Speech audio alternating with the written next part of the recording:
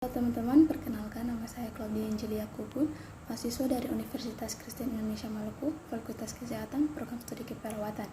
Di sini saya akan menjelaskan tentang anatomi fisiologi sistem pencernaan manusia. Yang pertama, deskripsi sistem pencernaan. Sistem tubuh mempertahankan hemostatis. Sistem pencernaan berperan dalam hemostatis dengan memindahkan lingkungan internal. Hemostatis penting bagi kehidupan sel-sel. Sel-sel membentuk sistem tubuh. Sel memerlukan pasokan nutrien yang terus-menerus untuk menunjang reaksi kimiawi dan penghasil energi. Berikut anatomi sistem pencernaan. Saya akan menjelaskan tentang bagian-bagian dari gambar tersebut. Yang pertama, kelenjar ludah. Yang kedua, parotis. Ketiga, submandibularis atau bawah rahang.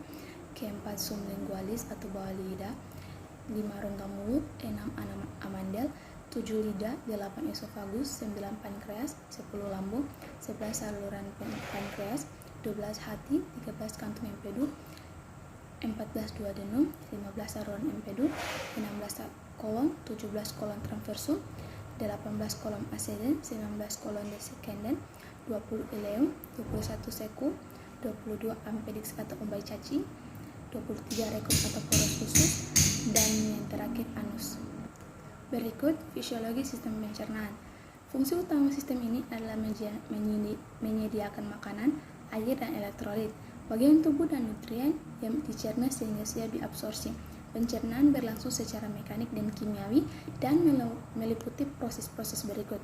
Yang pertama, ingesti adalah masuknya makanan ke dalam mulut. Kedua, pemotongan dan penggilingan makanan dilakukan secara mekanik oleh gigi. Makanan mudah dicampur dengan saliva sebelum ditelan. Yang ketiga, peristalsis atau gelombang kontraksi otot polos involunter yang mengerakkan makanan tertelan melalui saluran pencernaan. Yang keempat, digesti adalah hidrolisis kimia atau penguraian molekul besar menjadi molekul kecil sehingga absorpsi dapat berlangsung.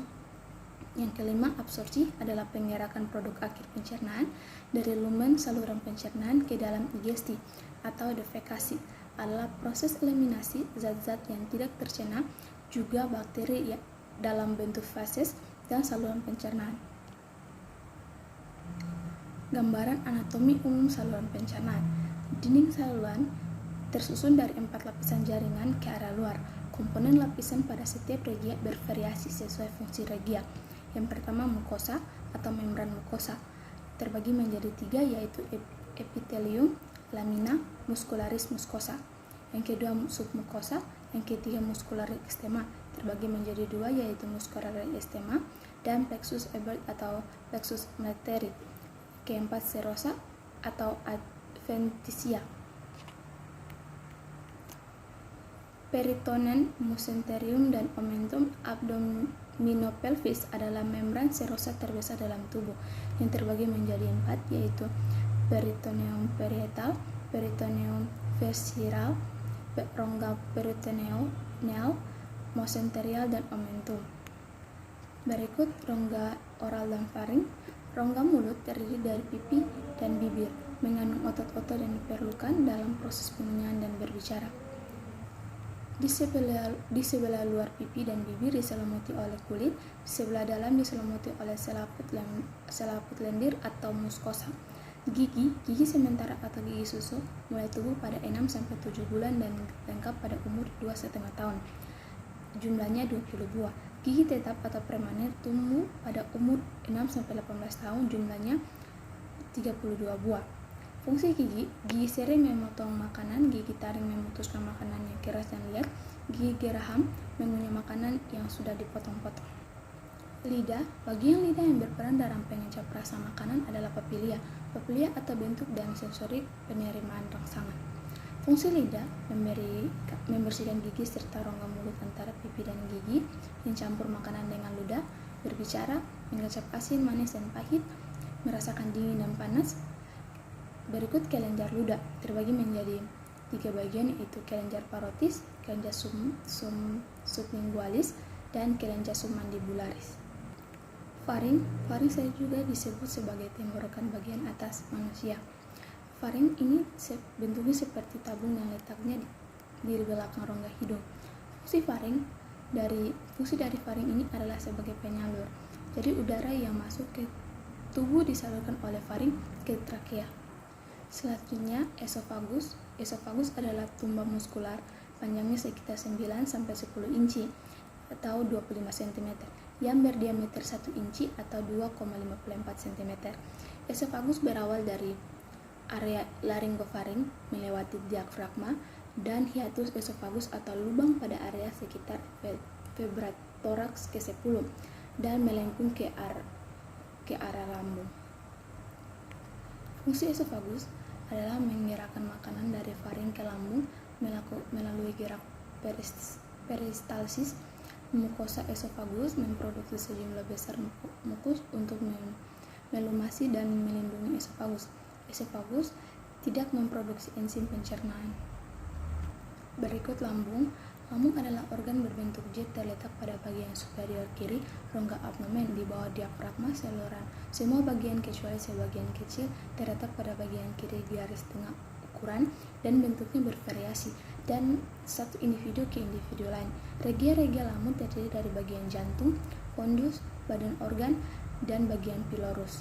Fungsi lambung mengelola makanan, menyimpan makanan, memilih dan menyingkirkan zat berbahaya, dan menyerap zat yang baik untuk tubuh. Kita cerna lambung yang dihasilkan adalah terbagi menjadi 4, yaitu pepsi, asam garam, renin, lapisan lambung. Fungsi asam lambung adalah membunuh kuman atau racun yang masuk bersama makanan serta untuk mengasamkan makanan agar mudah dicerna. Berikut usus halus. Usus halus adalah tumbang terlilit yang merentang dari finger pilorus sampai ke katus ileosekal, tepatnya menyatu dengan usus besar. Diameter usus halus kurang lebih 2,5 cm dan panjangnya 3-5 meter saat bekerja. Usus halus terdiri dari 3 bagian, yaitu usus 12 jari atau duodenum, usus kosong atau jejunum, usus penyerapan atau ileum. Fungsi usus halus adalah sebagai bagian dari organ dalam tubuh. Usus halus memiliki peran yang sangat penting, bahkan 90% pencernaan dan penyerapan nutrisi dari makanan dilakukan oleh usus halus. Sementara itu, 10% proses pencernaan lainnya berlangsung di lambung dan usus besar.